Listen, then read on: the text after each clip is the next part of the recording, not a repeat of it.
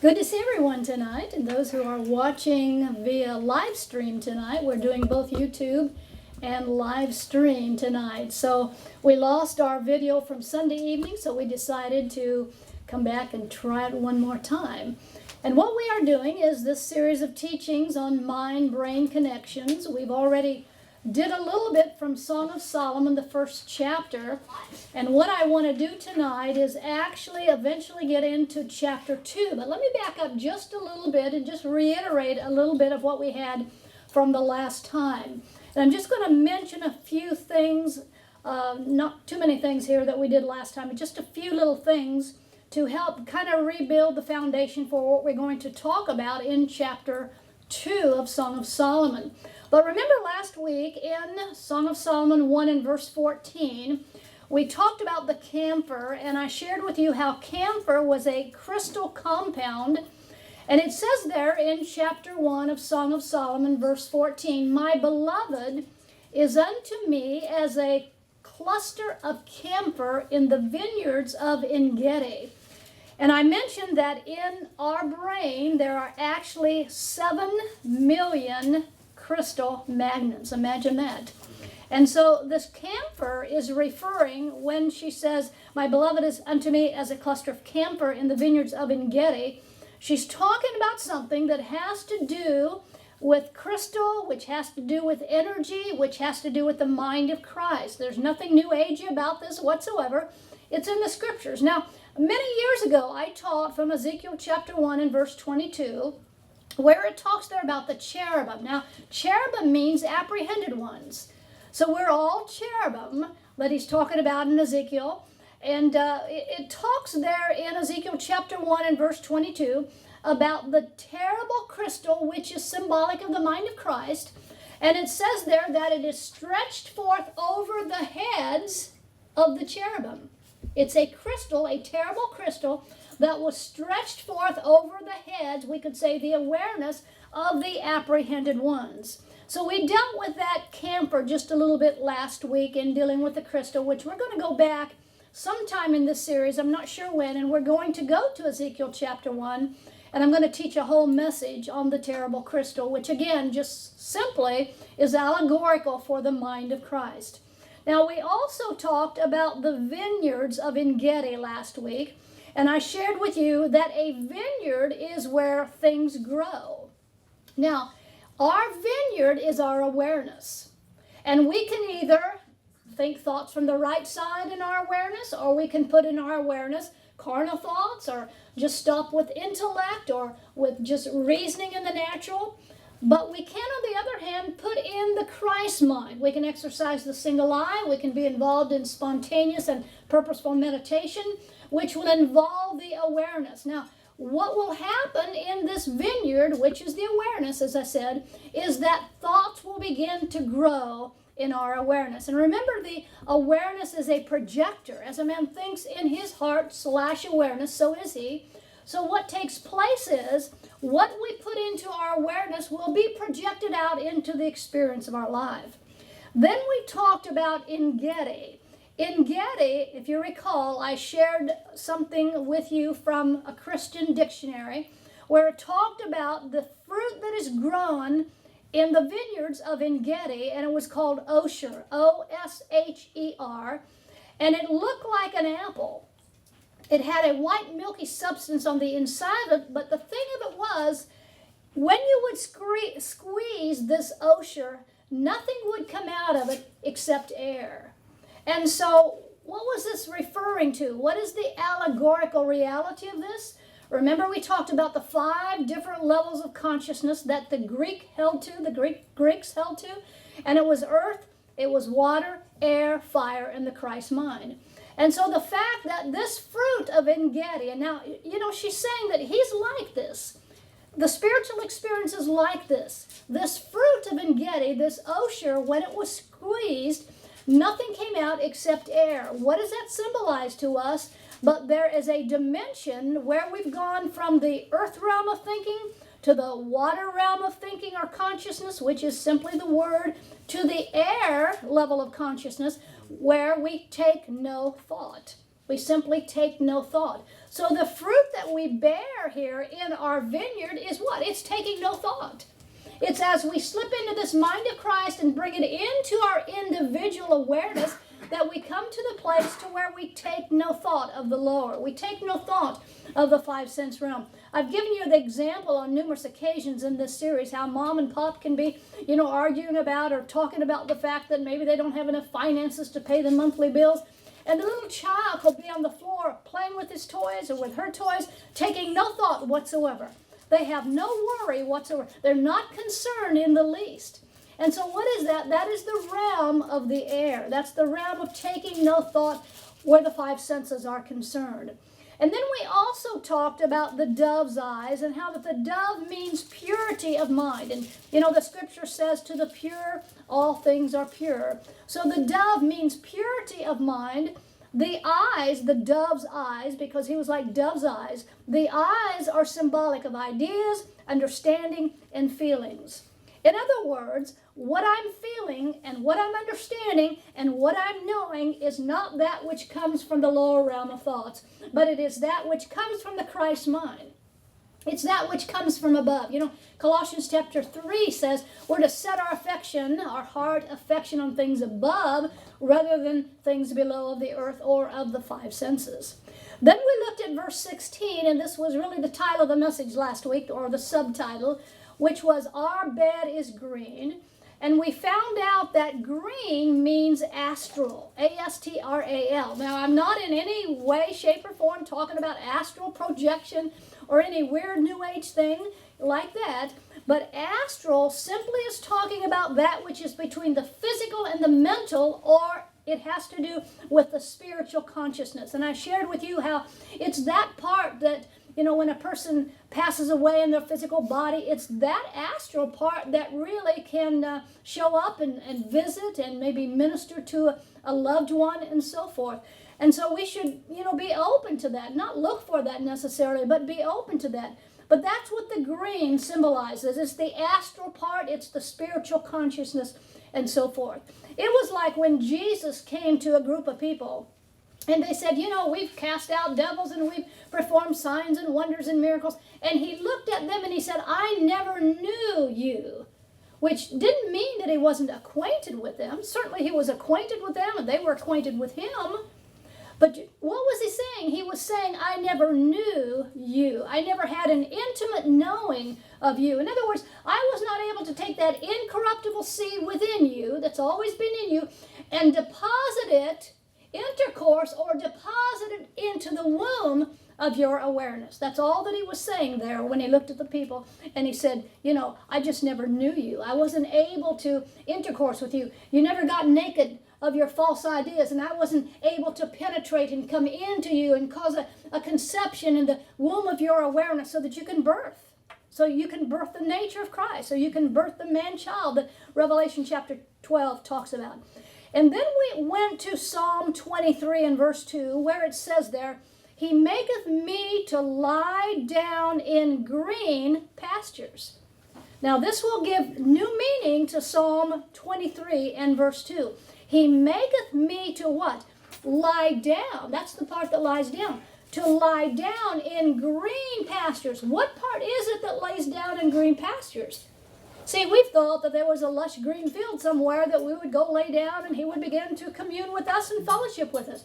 But what this is talking about, lying down in green pastures, is talking about him being able to identify or connect with that virgin consciousness that's in our awareness. Now, I said that to say this. Yes, I believe that this is the part that symbolizes carnal thinking, the 5 sense realm, but I also believe there is a part in this left side that has never been touched by man, and I call it the virgin consciousness. While we may have all kind of concepts and ideas that religion has taught us, there's still a part in that left side that has not been touched by man. And so that's what this right side connects with, that virgin consciousness on the left side. So his desire, and I believe that this is what salvation is all about. It's not about flying away to some heavenly glory. It's not about dying and everything is going to be better, in heaven someday. Salvation is about us experiencing the right and the left becoming one. It's talking about the two that are already one becoming one. It's talking about consummating the marriage. Now, we'll talk about consummating the marriage a little bit later, because we've always been one in him. But to consummate the marriage means that we are taken further, which we'll talk about later. Now, we also ended then with verse 17 of chapter 1, which talked about the beams, it talked about the house, and it talked about wooden beams and wooden rafters. And wood, just as astral, applies to or relates to consciousness. The wood has to do, of our house, the wood has to do with consciousness, whether it's the higher consciousness or whether it is the lower consciousness. And we talked about the fact in that last verse of Song of Solomon, chapter 1, that the house had beams, and it was talking about the floor, and then it had rafters that was talking about the ceiling. So in other words, the wood, W-O-O-D, speaks of consciousness, just as astral speaks of consciousness, but it can infer both the lower consciousness or it can infer the higher consciousness. So when it talked about the beam, see, I believe that's what it was really referring to in the New Testament when it talks about foot washing. Foot washing was not about washing dirty feet. Foot washing was about that part of us over here that touched the earth realm. That's really what it symbolizes. Foot washing symbolizes the washing of the water of the word in that which touches this earth realm or touches the five sense realm. So we've done a lot of things ritualistic, right?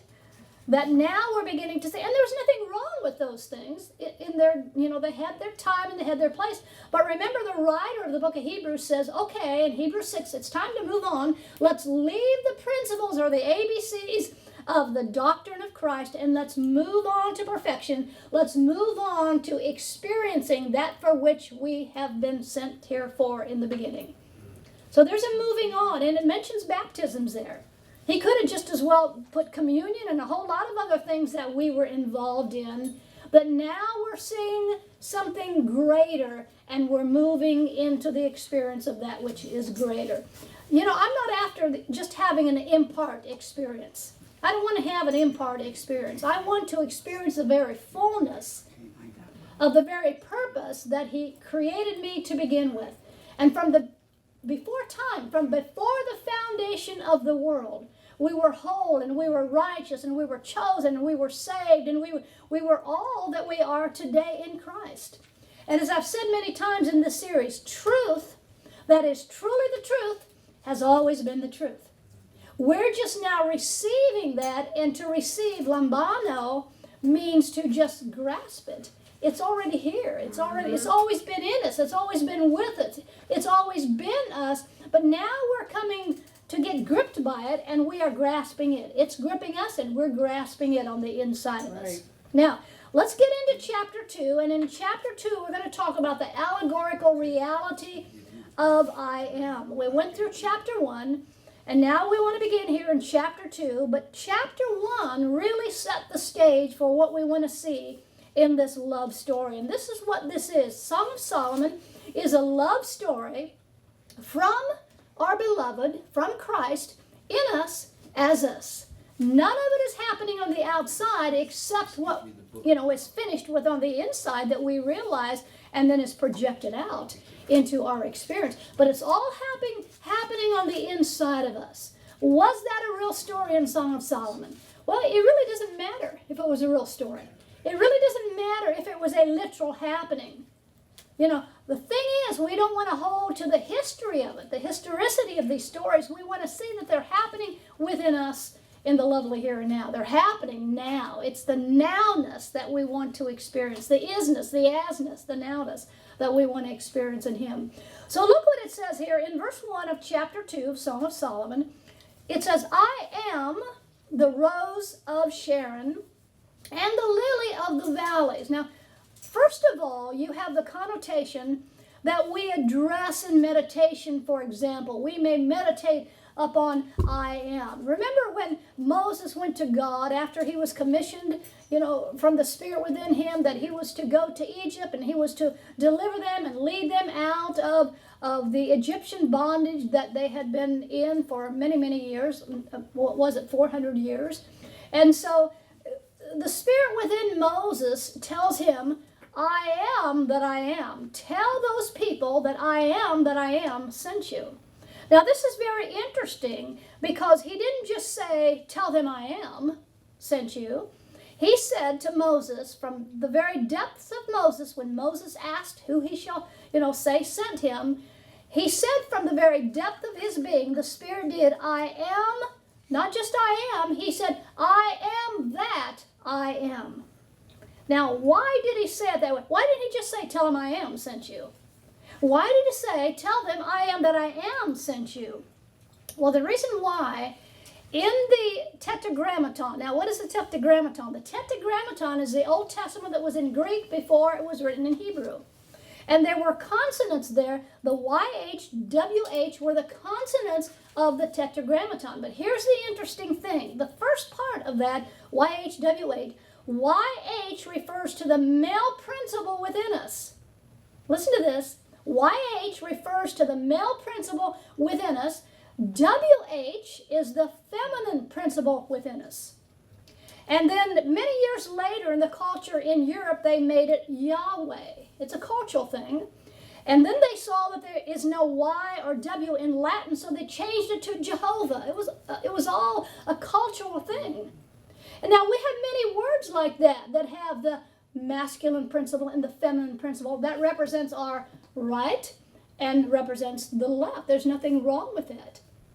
For example, Melchizedek is a word that is used as masculine and feminine. The first part is masculine. The second part of Melchizedek is feminine. Same way with the word Israel. IS has to do with the male principle, and RA has to do with the feminine principle. EL is the power of God. So you see, my point is this. When Moses was told who he was to tell the people sent him to deliver them out of Egyptian bondage, he said, tell them I am that I am, which included both masculine and feminine principle in Moses. So what was happening here? Moses was getting the message from the right side, that which the right side represents, which was the voice of the Father, or the voice of Spirit, or the voice of Christ, and he was getting it in his feminine principle, in the feminine part, in his awareness. And as he got it over there, what happened? That was projected out, and that's exactly what the man did. He was used by Spirit, by the Father, to deliver these people who had been, in bondage for many, many years. He was used to bring them out of their hard servitude and out of their bondage. So now I went a long ways to just talk about the I am that I am. See, and we say the same thing. I am that I am. He is the I am that we are, if you will. And it involves both sides. It involves the masculine principle and it involves the feminine principle. And listen, without both the masculine and the feminine principle being involved, we will never birth Christ in our expression. We'll never birth the fruit of the Spirit that Galatians talk about. We'll never birth the nature of Christ unless we can see and get involved with that principle, the masculine and the feminine principle. Because the two have got to become one in order for that to be experienced and to flow out of our life. We become, then, as Revelation talks about, rivers of living water, clear as crystal. What flows out of us, that's projected out of us because the two have become one, is something that is pure, something that is holy, something that is clear, with no confusion of man, no debris of religion whatsoever.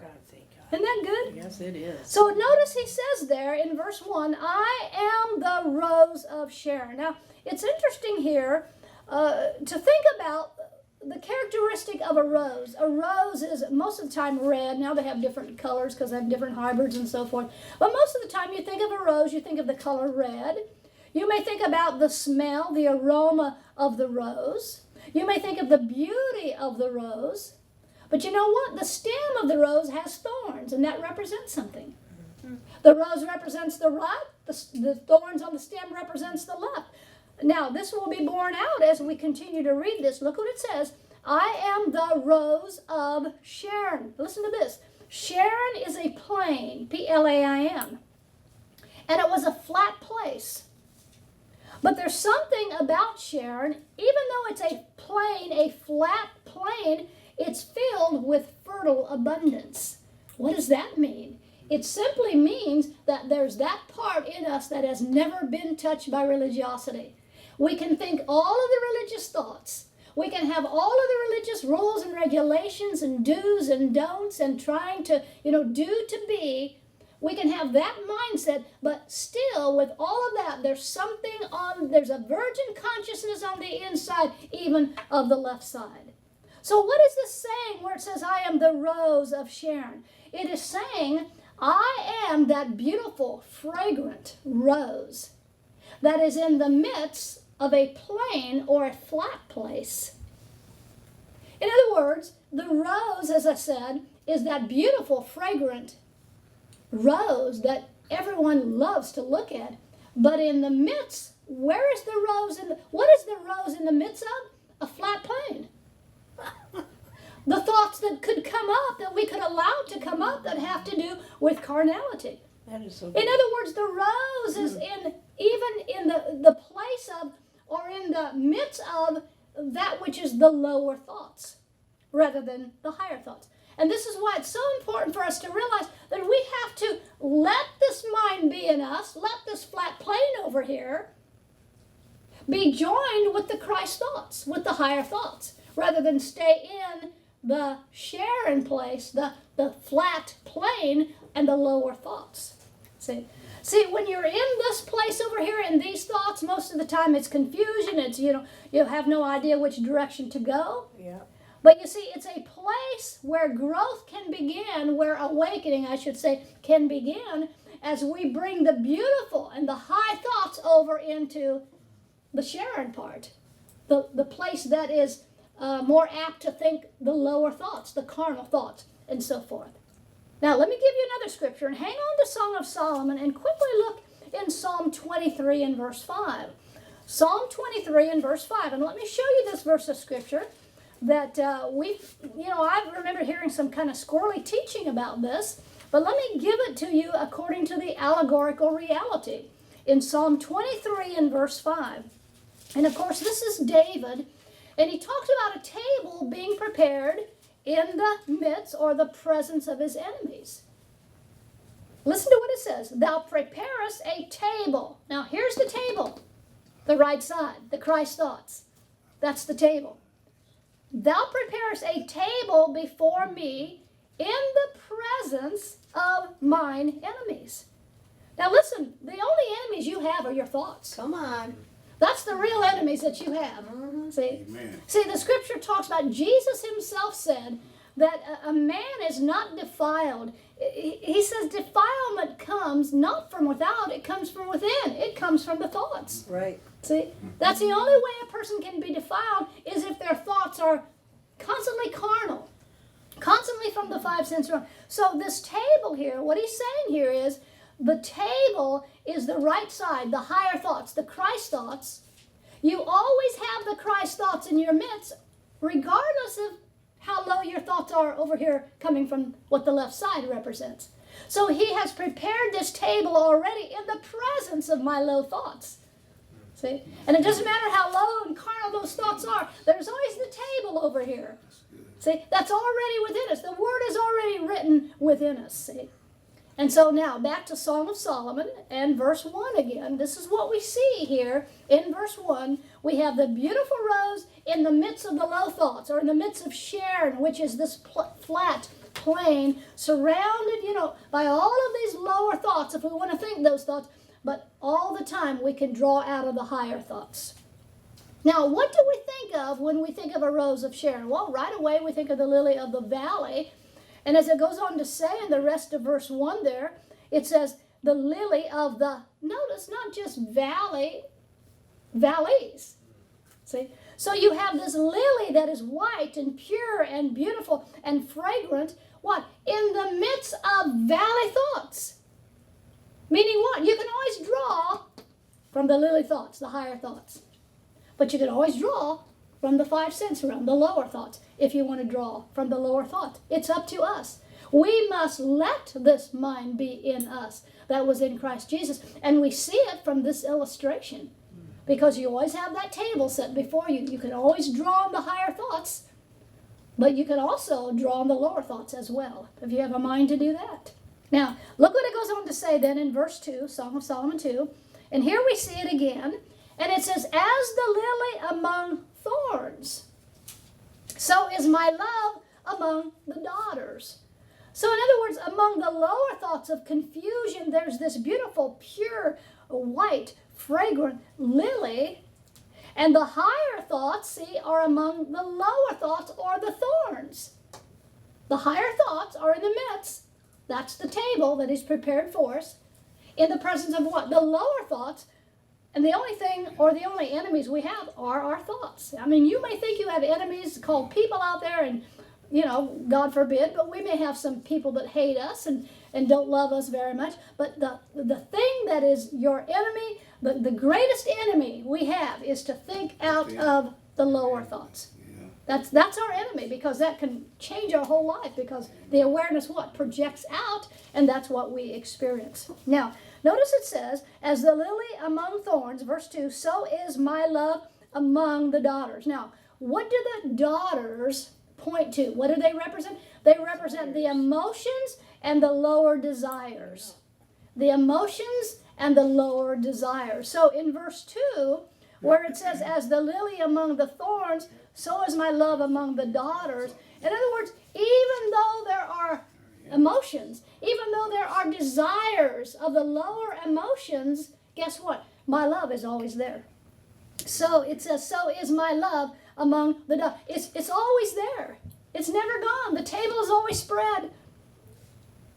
The rose is always in the midst of the thorns of the thoughts of the lower or the left side. The lily is always among the midst of the lower thoughts. And anytime we want to draw on the higher thoughts, all you have to do is just slip into that mind of Christ, practice the single eye. Don't judge things by the way they feel or the way they appear, but judge them according to spirit, according to righteous judgment, if you will. Amen. Now, look at verse 3. As the apple tree among the trees of the wood. Now, what did we say wood was? It can be either the higher consciousness or the lower consciousness, because in verse 17 of chapter 1, the house, which we are, had the lower beams, that which we walk on, which would be 5 sense or the earth realm, being connected to the earth realm. But then there was also the rafters being connected to the higher thoughts, the thoughts that have always been in us, the table that has always been spread within us, in the midst of the lower thoughts or in the midst of our enemies. So verse 3, as the apple tree among the trees of the wood, so is my beloved among the sons. Now, what would the sons, if the daughters represent emotions and desires of the lower emotions, then what would the sons here in this particular verse represent? I believe it represents religious thoughts. I believe it represents the lower religious thoughts trying to do to be, just as Adam tried to do to be when he already was. See? So that's what that means. Now, let me kind of break this down a little bit. As the apple tree among the trees of the wood, so is my beloved among the sons, or among the religious thoughts again, you see. So apples, now, apples refer to fruit of the Spirit. Fruit of the Spirit. Now, let me have you hang on to Song of Solomon and quickly look at another one in the book of Proverbs. You're right close there. Proverbs 25 and verse 11. Proverbs 25 and verse 11. So, as the apple tree among the trees of the wood. So, apples are fruit of the Spirit. Wood is what? Wood could be either higher consciousness or lower consciousness. So, you got the fruit of the Spirit that we can bear right in the midst of the lower consciousness. You see, the wood, the lower consciousness, if we choose to draw from the lower consciousness. So Proverbs 25:11 says, a word fitly spoken is like apples of gold in pictures of silver. Now, silver, of course, refers to redemption, but it also refers to consciousness.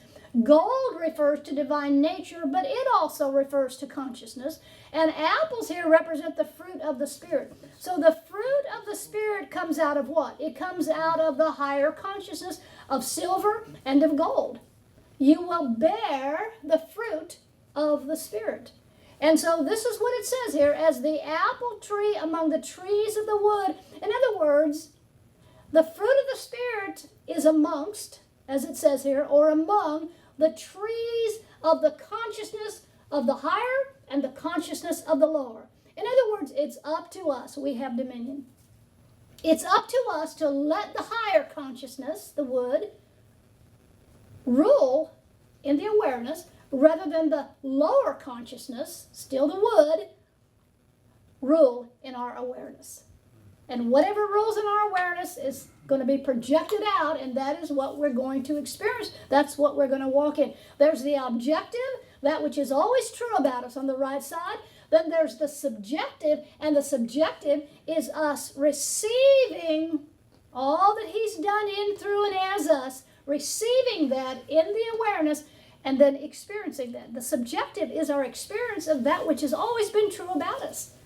So there's no sense having all of this reality, wonderful realities true about us, objectively, if we never walk in it subjectively. Come on. And the way we're going to walk in it subjectively is we allow the two to become one.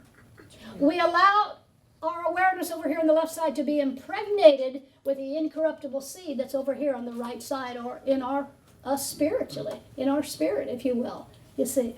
So this is awesome. Now, let me read this verse 3 again.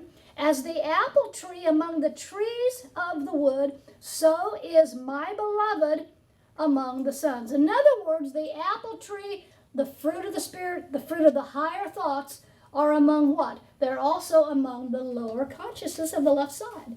So everything we've looked at tonight, the rose, the lily, the table spread before us, is we have all of this Christ realm over here, the Christ thoughts, the Christ consciousness. We have all of that here, but it's still in the midst of all of this, meaning we could go either way.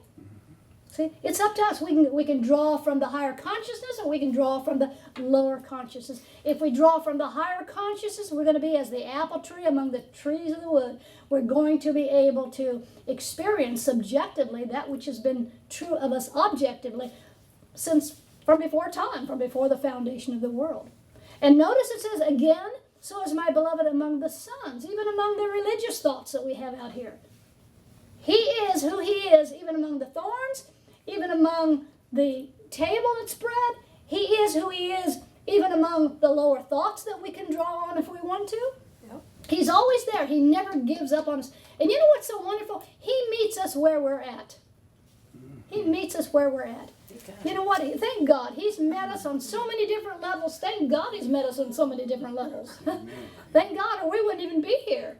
See? But now He's wanting to meet us, what? On this higher level. So this is awesome. And, I believe that people are beginning to really crack the code of the allegorical understanding. Now, I believe that as a people, and this is happening all across this planet, as a people begin to look at the scriptures allegorically and parabolically and symbolically, as opposed to literally, we are cracking the code, and that is releasing a universal interpretation of that which we call the Bible, and Zion will see eye to eye. But they'll never, see, we have over 40,000 denominations. Why? Because everyone has a different interpretation, and it usually 99.9% comes out of a literal interpretation. And Paul said, he said that the literal interpretation is death. The letter reveals and manifests death. But if you can see it through the allegory, if you can see it through the symbolic meaning of it, it'll minister life unto you. Now, in the center of the valley, as I said, you've got the lily of the valleys, lower thoughts. You've got the rose, which is thorny, can be thorny on the stems. So what are we saying? It matters not. It matters not. We have and are who we are, depicted by this right side, and we can either draw from the right or the left side. We can consummate the marriage. Now, let me say something about consummating the marriage here.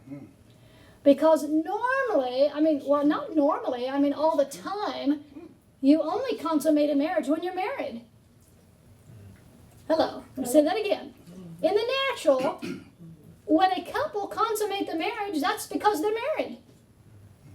Now, what do I mean by that? We've always been one. We've always been married. We've never been separate from him. That's good. And so we don't want to stop just knowing that we've always been one and we've always been married. You know, that's not going to cause us to experience a whole lot. But once we consummate the marriage, by allowing the incorruptible seed that's already in us to come and impregnate us over here on the left side, and the two become one, you know, we're just one in position. We're just one in a legal sense, if you will, but we've never consummated the marriage because we've never allowed him to come. That's so good. We've never got naked before him of all of our religiosity. And we've never allowed him to penetrate this side over here on the left and impregnate us and birth the Christ. Amen. See? So, you know, we talk about salvation. We talk about, you know, flying away to heavenly glory. We talk about, you know, some rapture. I'll tell you what the rapture is. This that I'm describing tonight, that's the rapture. Yeah. It's being loved with a love embrace. To be caught up is harpazo, and it means to love with a love embrace. You love with a love embrace when you lie down in green pastures. When you allow that to be brought into this. That is so good. And then it's projected out in your life subjectively, and you begin to walk this. You don't just, you know, it's not some pipe dream. It's not just something that you talk about. It's not just some intellectual knowing of things. It is experiencing, and it is fruit that remains. So we consummate the marriage, what? When we know we're one. It's not enough just to know we're one. Right. We've got to allow him in us as us to consummate the marriage. This is why the scripture says the marriage bed is undefiled. That is so good. The marriage bed is undefiled. What is that talking about? It's talking about allowing this to come to this. Yeah. The right to come into the left side and consummate the marriage, or cause the two to literally, in experience, become one. Oh, my. Now, look at the rest of verse 3. The rest of verse 3 says, I sat down under his shadow, with great delight, and his fruit was sweet to my taste. Now, the shadow here is that which gives us shade from the heat of the lower thoughts. Because listen, the lower thoughts will cause you a lot of heat, a lot of hell, a lot of bad experiences. If we live by the 5 sense realm, by man whose breath is in his nostrils, by religiosity, by the emotions which the daughters point to, by the sons which religion points to, if we live out of that dimension, it's going to cause us some hell. It's going to cause us some weeping and wailing and gnashing of teeth. It's going to cause us to go through some things. But notice it says, again, I sat down under his shadow. That's talking about going into meditation. And what does he do? He begins to bring coolness and great delight as you sit down in meditation. His shadow begins to bring coolness. His shadow begins to, all that hell that you produced in your life. See? It begins to bring something that's the very opposite of that, you see. In fact, the last part of verse 3 says, and his fruit was sweet to my taste. What does that denote? Goodness. How many of those scriptures says, taste and see that he is good? See? And as we taste and see that he is nothing but good, what are we going to be drawing out of? The higher consciousness. It's good to be living in the land of the living, right? Amen. Talks about the goodness of the land of the living. It's only when you live out of that right hemisphere and what that represents. Now, I know that the mind and the brain are not the same thing. The mind has to do with the mind of Christ. So we're talking about what this represents. But you know what? The mind affects the brain, and the brain controls the body. That's it. Thought I'd throw that in. It won't cost you any extra. The mind changes and does some things to the brain, and it's the brain that controls the body. So it does things in our body, like, for example, releases from the solar plexus, the energy that goes up the spine. And once it comes to that 7th energy field, the Sabbath, you begin to experience rest in your body. All as a result of the mind of Christ, you see, changing some things within the brain that controls the body. And we're going to teach more about that a little later on. Now, look at verse 4. Verse 4, Song of Solomon 2. He brought me to the banqueting house, and his banner over me was love. Now, this banqueting house, we can look at the banqueting house or as a macrocosm or a microcosm. What is the macrocosm? Well, we know the constellations are called a house, right? And the house of the age of Aquarius is really the formation of the man carrying the water pitcher that points to the age of Aquarius that we are now in, according to cosmology, according to the stars of the heavens. We left Pisces a number of years ago, came into the age of Aquarius, and age of Aquarius speaks of enlightenment. So there's a lot of enlightenment going on in the world today. I mean, in the economical systems and, medicine, and especially their spiritual enlightenment. People are beginning to wake up all over this planet, thank God, you see. So that's the macrocosm. What is the microcosm? The microcosm is when we turn within. It's when we practice the single eye. It's when we involve ourselves in meditation so that His shadow can come and comfort us from all the hell that we produce by thinking from the left hemisphere. You see? So the microcosm is what's happening within us. Now, do the two affect one another? Absolutely. Now, how can I say that? You mean that the constellations can influence me? Yes. They absolutely can. Job told us that. He talked about the influence of Pleiades and Mazzaroth. So there is an influence even out in the heavens that influences us. Now, as we turn within, that magnifies that age of Aquarius even more. And I'm not going to get into that too much tonight, but later on we'll deal with some more of that as time goes on in this series. Now, let me read verse 4 again. In verse 4 of Song of Solomon 2, it says, He brought me to the banqueting house. And as I said, we can look at that as far as the macrocosm in the heavens, the constellations, or the microcosm, what's going on the inside of us. It says, and His banner over me was love. Well, what are we dealing with here in Song of Solomon but a love letter, a love story, a love letter that's being delivered to us, about us, within us. It's all about love. It's all about love. This whole book here, Song of Solomon, is about love. And the same way with the teaching of the mind-brain connections. What are we doing? We're exalting His love. We're showing how that we are who we have always been. We didn't come here with any limitation, any lack whatsoever. We have always been chosen. We've always been saved. We've always been righteous objectively. But love is showing us how to experience that and how to walk in that. We're being caught up in this love affair, if you will. Now, notice what it goes on to say then in verse 5. Stay me with flagons. Now, what in the big round world is flagons? Well, it's a wineskin. Uh-oh. And remember, Jesus said, do not try to put new wine in old wineskins.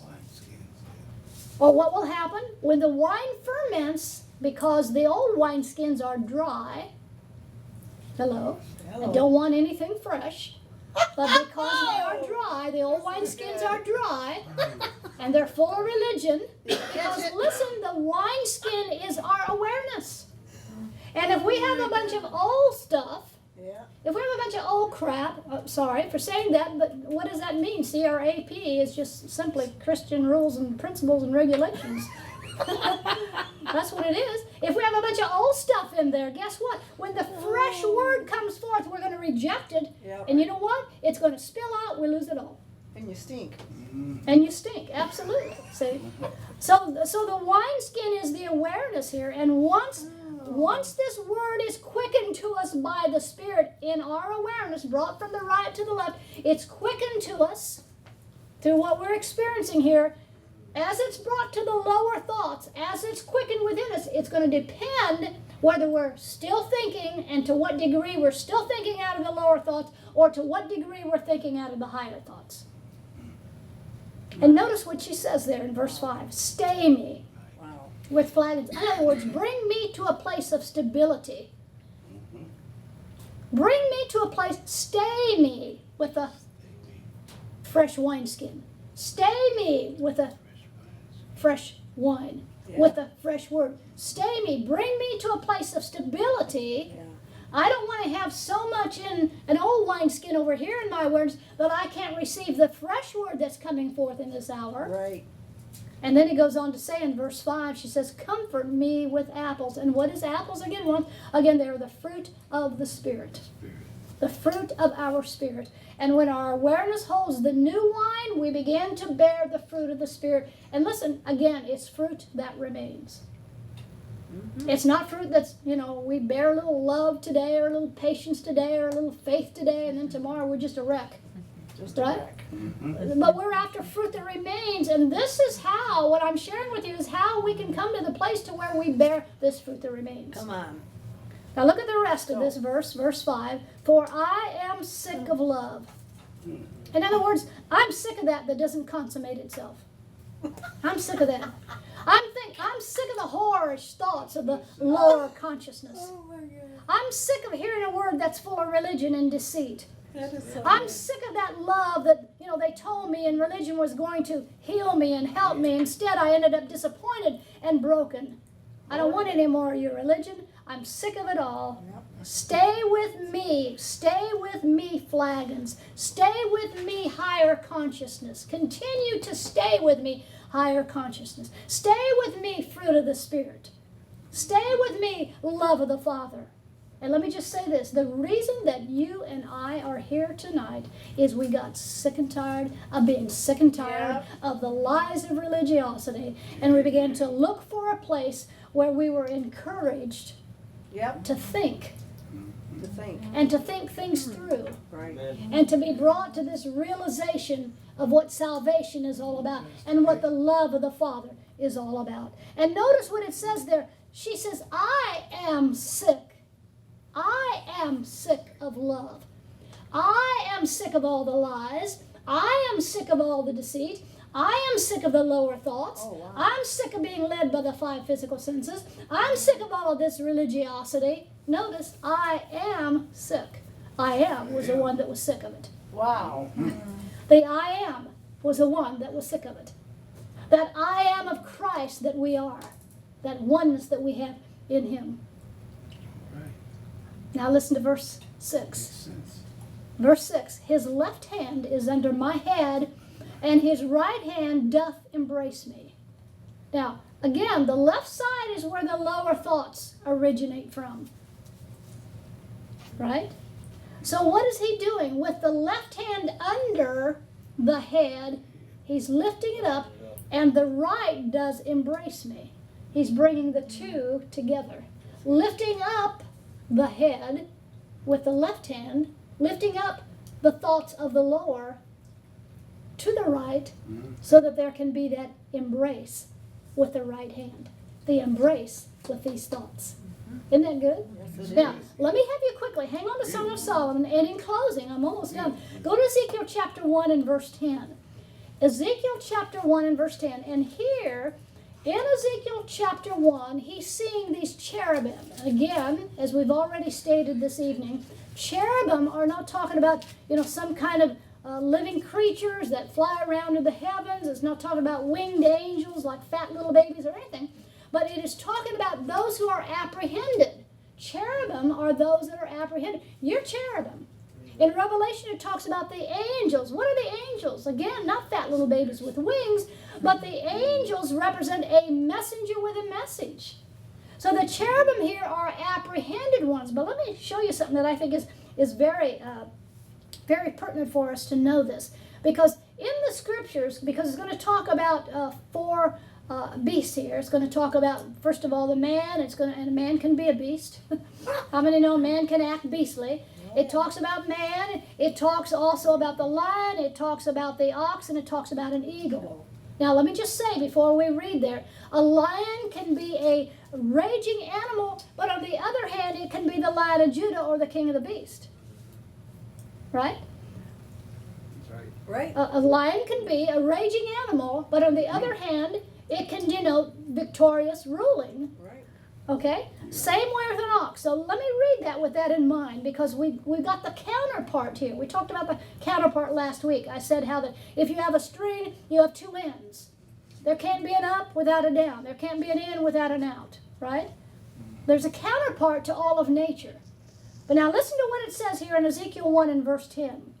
It says, as the likeness of their faces, these cherubim, us, talking about us, they four had the face of a man and the face of a lion, notice, on the right side. And they four had the face of an ox on the left side.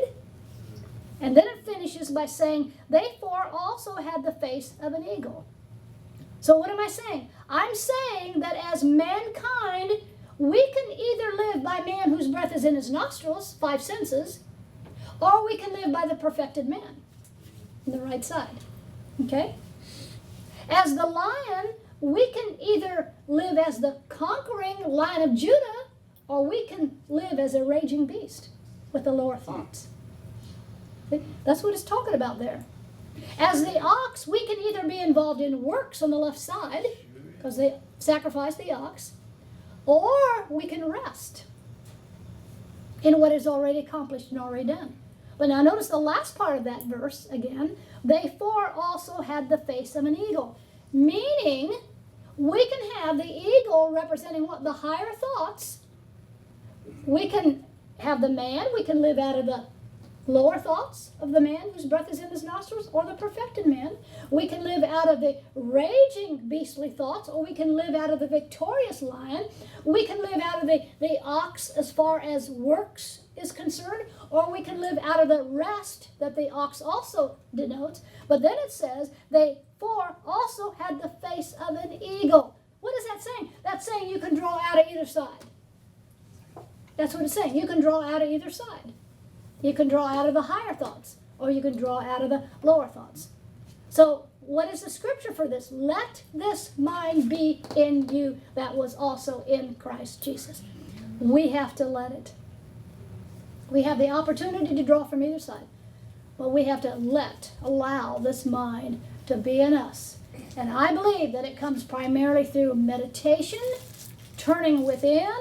It comes through practicing or exercising the single eye when we see something out here that challenges us in the realm of appearance. And it has to do with slipping into the mind of Christ, which is really the only mind that we have. There's only one mind, and it's the mind of Christ.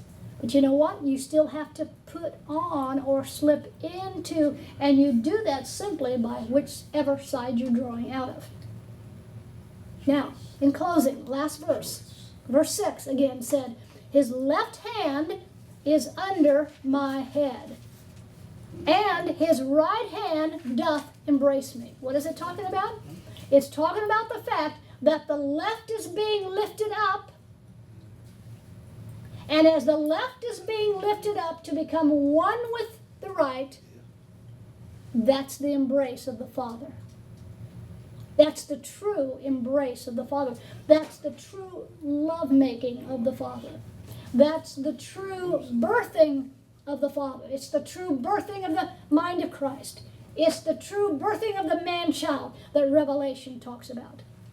In other words, the left side is the lower realm of thinking, and he, in us, reaches to lift that up, to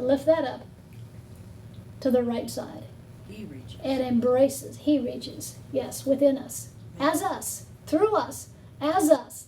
It's all one and the same. Listen, the Father is always maintaining, sustaining, and upholding his kingdom in us as us. So yes, it's he, but you know what? It's also thee that is one with the he. Right. You see, he empowers us. He has empowered us to what? Draw out of the right side. See?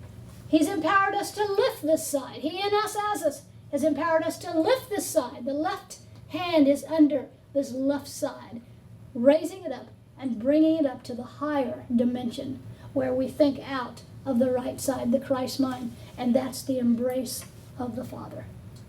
And that's the green bed. That's the allegorical reality of the green bed, is lying down, allowing him to penetrate the womb of our awareness on the left side, so that there can be that subjective experience to where it's not just something that we spout around, out to people. Well, we're one, I am Christ, we're the body of Christ, we're this, we're that.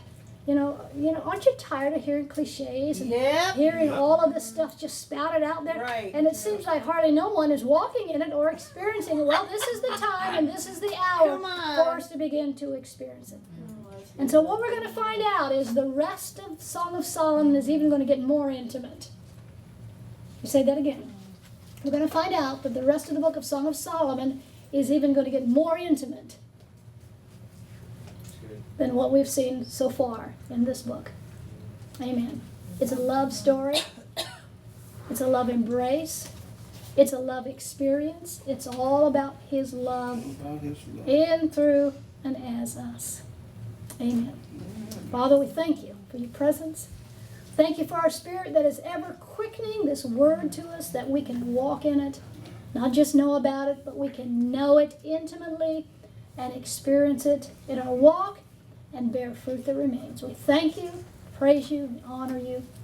In the name of the Lord, amen. Amen.